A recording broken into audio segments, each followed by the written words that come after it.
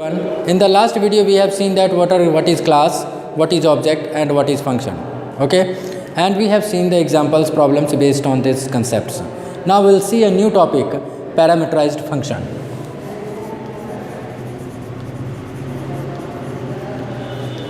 Parameterized function. What is parameter and what is parameterized function? First of all, let us see an example, then I will explain it. So here is an example, class CL, INTI, void, test, and inside it we have passed a variable A. By using A we have initialized I and printed with show function, void show system.out.println I equal to plus I. Okay, here is another class that will contain the main method, public static void main, string AR, create the object of this class CL, obj equal to new CL. Now let us see what happens here. Here is a function test, and this function contains a variable int a. Int a is a variable of integer type.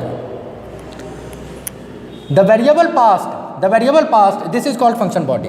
This is called function body. Function body, or you can also say function definition. So the variable passed in function definition, is called parameter. This is called parameter.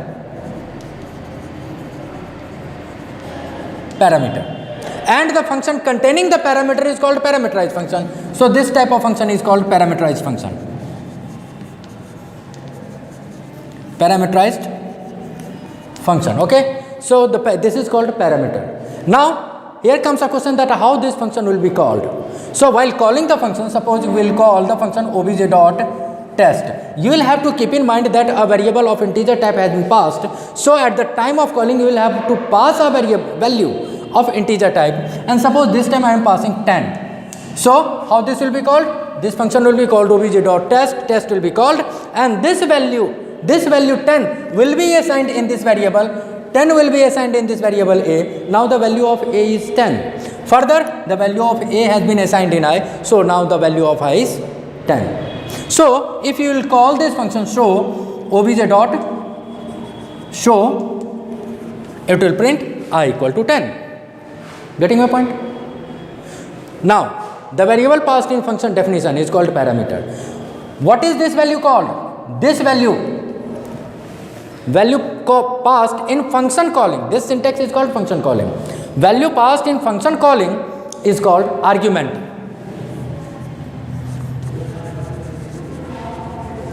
Argument is a value. You are seeing that argument is a value, and variable is the parameter. Parameter is a variable. If you don't pass here a value, this variable will not get any value. This is undefined, uninitialized. Getting a point? Now the second name is given. This argument is also called formal parameter.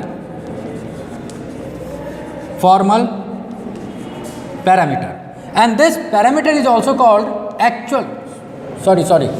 this argument is called actual parameter,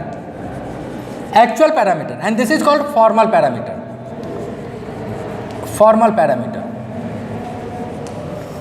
Okay, value passed in function calling is called argument or actual parameter, and the variable passed in function definition is called parameter or formal parameter.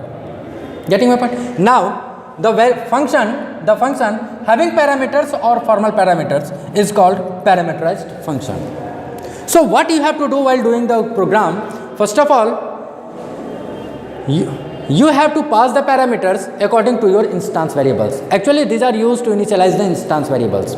So while making the program you will pass the parameters according to your instance variables, and you will initialize inside it. Initialize the instance variable inside the function. Rest will remain same. But while calling, before calling you have to take input for all those values that is being passed inside the function. You have to take input for all those values that is to be passed inside the function. okay, and then do the rest of the program. So this is parameterized function, okay. Now the next is return type function.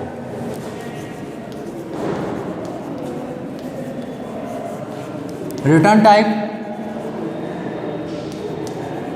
function. Let us see an example. Class CL. Here is int I, j, void test. I equal to 10, j equal to 20, void add int k and k equal to I plus j. Here is void show system dot out dot println question mark. Just I am giving here k. Now look here, what will happen here? Here is function test. This function has initialized the two variables I and j with 10 and 20. Okay. Now we are going to add these two variables. For that, in add function, the function have been added and stored in a local variable inside the function. Local variable k has been declared inside the function. So this will be called the local variables. These are declared outside the function, so these are called instance variables. Instance variables. But the variable declared inside the function is called local variable. Local variable. Okay. The sum of these two variables have been stored in a local variable. And you have to print the value of this k in show. Is this possible? No. Why? Because the scope of the local variable is only within this function. The scope of this variable is only within this function. We cannot access the value of k outside this function. This is not possible. So compiler will give you the error. Now here comes a question that how is this possible that the value of k will be printed there? For that, here is the technique. Look here, attention. First of all, return the value of k by using return statement. Return k. This is the first statement. You will have to return the value of k. Means return k means you are sending the value outside the function. You are sending the value outside the function. So for that you will have to use here return k. Now what is the data type of k? That is integer. Here is a keyword void. This void keyword restricts the function to send any value, to return any value. So what will you have to do? You will have to remove this void, and instead of this void you will have to use the data type of k, and the data type of k is int. So just write here int. Now what will happen? Now the value will be returned. But here comes a question that where this value will be returned. It's very simple. From here it has been called. From here the function add has been called. So just I am going to call this function add. How will you call? Int. Actually this function is returning an integer value. So in integer variable you will call this function add. Now let us take one more review that how the complete functionality will be performed. First of all, this add will be called. This add will be called. The control will be transferred to add. Come inside it. The sum of I and j is stored in k. Value is returned. Value will be returned to this add and will be stored in this add in the calling point, at the calling point. Further, this value will be stored in R. Now you can print the value system.out.println R. This is called data flow. This is called data flow. How the data has been transferred? Add has been called, control transferred to here, calculation completed. Further, the final value has been transferred to this point, and this value is stored in R. You can do the work. In this way, the value of local variable can be returned to somewhere else. So this type of function that return a value is called return type function. Return type function. But here is the condition of return type function. First restriction is there must be a data type of this function like int, float, whatever is byte, short, int, long, float, double, string, anything you can do, anything you can give here.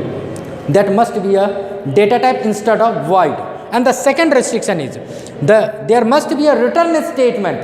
The return type function must return a value. And third limitation is return statement must be the last statement of the function. After this return statement, you cannot write anything. Suppose if you write here something else, the compiler will give you the error that unreachable code. Why unreachable code? Because just after execution of this syntax, control is transferred to another function. So compiler will not go to the next syntax. So it will give you unreachable code error. So you cannot write anything else outside the after the return statement. Okay. And the fourth point, we can return only one value at one time from the single function. From the single function, we can return only one value at a time.